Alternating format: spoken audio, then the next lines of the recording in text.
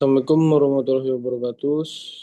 Mohon izin Bapak izin perkenalkan diri, Taruna tingkat 4, Taruna Utama Pengadilan Imigrasi dan Pemasyarakatan, jurusan Keimigrasian, nama Bagis Bapane, NRT 2022.2543.111, Prodi Hukum Keimigrasian. Mohon izin Pak, izin pada saat ini saya akan menjelaskan mengenai desain penelitian saya untuk memenuhi tugas UTS. Mohon izin yang pertama dari judul penelitian saya, Bapak. Judul penelitian saya adalah analisis kriteria paspor rusak dalam hukum keimigrasian Indonesia dan implikasinya terhadap proses pengajuan visa warga negara Indonesia atau visa WNI. Dari latar belakangnya, Pak, pertama dari research gap, belum terdapat penelitian secara sistematis mengintegrasikan analisis yuridis tentang standar kerusakan paspor dengan implikasinya terhadap hak warga negara Indonesia dalam mengajukan permohonan visa ke negara tujuan, termasuk konsekuensi hukum yang mungkin timbul dari penolakan atau penundaan proses tersebut. Kemudian dari urgensi masalahnya, diperlukan penetapan kriteria paspor rusak dalam hukum keimigrasian Indonesia. Itu memiliki urgensi yang sangat mendesak untuk dikaji secara spesifik. Mengingat hingga saat ini belum terdapat regulasi teknis yang memuat parameter objektif dan terukur mengenai tingkat kerusakan paspor yang mengakibatkan dokumen tersebut dinyatakan tidak dapat digunakan. Di sini kemudian ada rumusan masalah, Pak. Yang pertama, rumusan masalah deskriptif. Bagaimana pengaturan dan penerapan kriteria paspor rusak dalam hukum keimigrasian Indonesia berdasarkan peraturan perundang-undangan yang berlaku, serta bagaimana implikasinya terhadap proses pengajuan visa WNI ke negara tujuan. Kemudian yang berikutnya ada rumusan masalah yang kedua, rumusan masalah preskriptif. Bagaimana bentuk rekomendasi pengaturan hukum yang ideal mengenai kriteria paspor rusak dalam sistem hukum keimigrasian Indonesia guna memberikan kepastian hukum dan melindungi hak WNI dalam proses pengajuan visa. Kemudian ada presumption atau dugaan awal. Diduga bahwa pengaturan kriteria paspor rusak dalam hukum keimigrasian ini saat ini belum memiliki parameter yang jelas, objektif, dan terukur secara yuridis. Peraturan yang ada hanya mengatur secara umum kewajiban pergantian paspor yang rusak tanpa mendefinisikan tingkat atau kategori kerusakan secara spesifik. Yang dimana dalam permen itu diatur bahwasannya paspor dinyatakan rusak jika sudah tidak layak dikatakan sebagai dokumen negara. Tidak ada secara spesifik kerusakannya itu seperti apa, rincinya itu seperti apa, seberapa besar tingkat, mohon izin seperti kecoret itu berarti langsung rusak atau kalau kecoret dikit itu tidak rusak. Hal itu kan sangat subjektif, Pak. Selain itu, diduga bahwa harmonisasi antara standar domestik dengan standar internasional atau ICAO dokumen 9303 merupakan langkah yang tidak dapat diabaikan guna memberikan kepastian hukum bagi WNI di negara tujuan. Kemudian Pak, mohon izin ada jenis penelitian itu normatif. Pendekatan yang digunakan meliputi pendekatan perundang-undangan atau statute approach, pendekatan konseptual, conceptual approach, dan pendekatan komparatif, comparative approach. Dengan membandingkan standar domestik terhadap standar internasional ICAO, sosio-legal digunakan secara pendukung untuk menelaah bagaimana norma hukum yang ada diterapkan dalam praktik imigrasi yang nyata, termasuk bagaimana petugas imigrasi melakukan penilaian terhadap paspor rusak dan bagaimana WNI mengalami dampak dari ketidakjelasan norma tersebut dalam proses pengajuan visa. Mohon izin kemudian ada data penelitian primer dan sekunder. Data primernya mohon izin dari peraturan perundang-undangan yang berlaku itu meliputi Undang-Undang Nomor 6 Tahun 2011 tentang keimigrasian beserta peraturan pelaksananya. Ada Permen Nomor 31 Tahun 2013 serta Peraturan Menteri Imigrasi dan Pemasyarakatan yang mengatur teknis penerbitan dan pergantian paspor.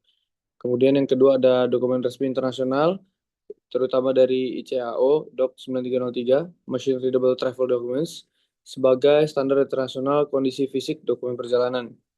Kemudian akan ada wawancara dengan petugas imigrasi pada kantor imigrasi terkait sebagai narasumber ahli guna menggali praktik penilaian paspor rusak di lapangan dalam kapasitas pendukung sosio-legal. Kemudian ada yang keempat dari data primer ada putusan atau kebijakan administratif yang berkaitan dengan penolakan atau pembatalan paspor atau akibat kerusakan fisik.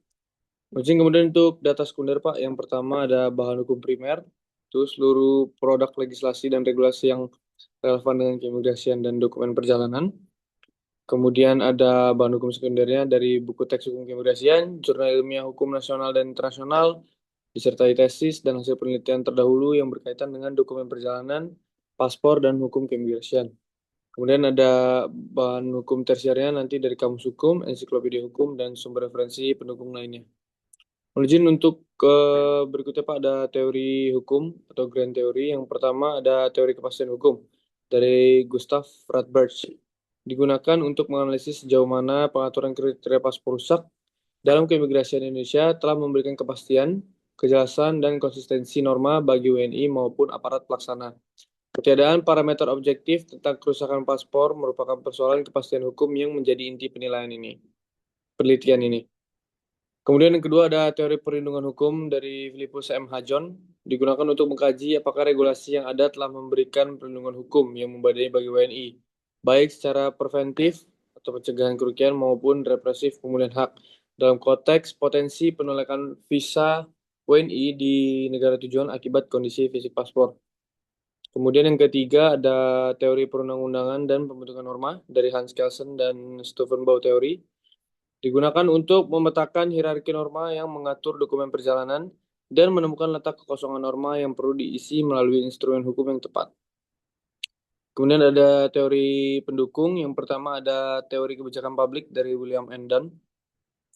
Digunakan sebagai pisau analisis terhadap proses pengambilan kebijakan keimigrasian, khususnya dalam menilai apakah kebijakan teknis tentang paspor rusak telah dirumuskan secara rasional, berorientasi kepada kepentingan publik, dan selaras dengan standar internasional. Nomor dua, ada teori administrasi negara atau diskresi dari Casey Davis. Digunakan untuk menelaah praktik diskresi yang dilakukan petugas imigrasi dalam menilai kondisi paspor, serta batas-batas diskresi yang seharusnya diatur secara normatif agar tidak menimbulkan ketidakseragaman penerapan. Kemudian yang ketiga ada teori harmonisasi hukum internasional, digunakan untuk menganalisis kewajiban negara dalam mengadopsi atau mengharmonisasikan standar internasional ICAO ke dalam hukum domestik sebagai bagian dari komitmen Indonesia sebagai negara antara anggota Organisasi Penerbangan Sipil Internasional. Kemudian ada temuan penelitian dari yang novelty, invention, dan innovation. Yang pertama dari novelty, kebaruan penelitian ini terletak pada konstruksi yuridis pertama yang secara spesifik mengusulkan klasifikasi bertingkat kriteria paspor rusak dalam hukum keimigrasian Indonesia, yang selama ini belum pernah dirumuskan secara eksplisit dalam instrumen hukum domestik maupun dalam literatur akademik. Penelitian ini untuk pertama kalinya menyandingkan secara sistematis antara norma hukum keimigrasian Indonesia dengan standar ICAO DOC 9303 guna mengidentifikasi celah normatif yang berdampak langsung pada hak pengajuan visa warga negara Indonesia. Kemudian yang kedua ada invention atau alat ukur. Penelitian ini menemukan bahwa terdapat legal vacuum yang dalam regulasi keimigrasian Indonesia terkait definisi operasional paspor rusak, di mana tidak satupun peraturan perundang-undangan yang berlaku saat ini memuat parameter fisik yang terukur, seperti tingkat kerusakan chip elektronik, halaman data biometrik, atau keutuhan halaman visa sebagai dasar penetapan status kelayakan paspor. Penemuan ini menegaskan bahwa ketidakpastian hukum yang terjadi bukan semata-mata kesenjangan pelaksanaan, melainkan karena kekosongan norma pada tataran regulasi teknis. Kemudian yang ketiga ada innovation atau gagasan baru. Penelitian ini menghasilkan inovasi berupa model rekomendasi normatif dalam bentuk rancangan materi pemuatan peraturan Menteri Imigrasi dan Pemasyarakatan yang memuat 3 kategori tingkat kerusakan paspor, mau itu ringan, sedang, dan berat, beserta konsekuensi hukum masing-masing kategori. Mekanisme penilaian yang terstandarisasi serta klausul harmonisasi dengan ICAO DOC 9303. Model ini dirancang sebagai instrumen hukum yang dapat langsung diimplementasikan oleh Dirjenim sebagai solusi konkret atas kekosongan norma yang ditemukan. Dan keaslian penelitian. Penelitian terdahulu yang relevan dengan penelitian ini antara lain penelitian yang dilakukan oleh Marcel Kumakau dengan judul Analisis Kepastian Hukum Terhadap Diskresi Pejabat Imigrasi dalam Menentukan Paspor Rusak, yang mengkaji sejauh mana kepastian hukum terpenuhi dalam praktik diskresi yang dilakukan oleh pejabat imigrasi ketika menentukan kondisi paspor rusak, dengan fokus pada aspek kewenangan dan batas-batas diskresi aparat pelaksana.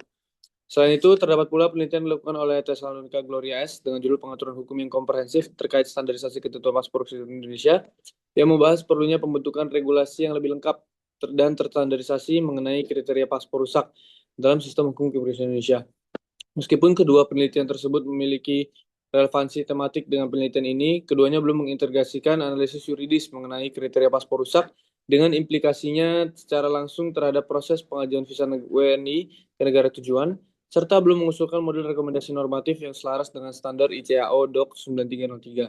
Sehingga penelitian ini hadir untuk mengisi kosongan tersebut dan menegaskan originalitasnya dalam literatur hukum keimigrasian Indonesia. Mohon izin Bapak.